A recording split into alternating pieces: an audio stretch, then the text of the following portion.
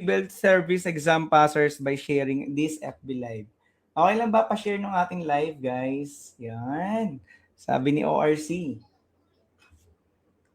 A 1/2%, pag sinabing 1/2%, so that is 1/2 and then percent. Of, again, pag sinabing of, that is multiplication of a number, so that is n, is. Pag sinabing is, that is equal. Equals po yun, no? 50.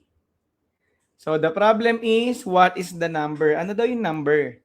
So 1/2% of a number, so that is 1/2% times n, is equals 50. Okay?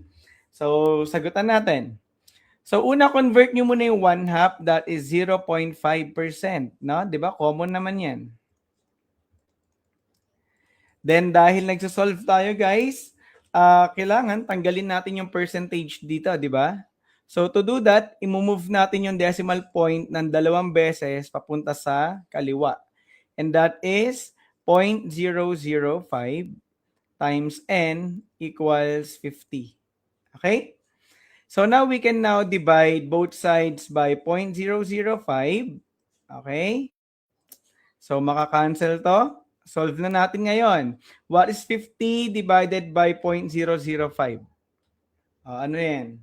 Usually, para di kayo malito, ang ginagawa natin dyan, pwede nyo i-move to eh. Di ba tatlo yan? Tatlo yung decimal places. So, 1, 2, 3, magiging 5. Kung nag-move ka sa denominator ng tatlo, ganun din sa taas. 1, 2, 3. So, mag-a-add ka ng tatlong 0. Okay?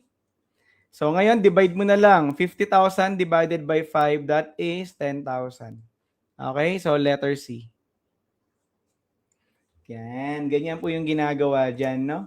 Nasundan po ba?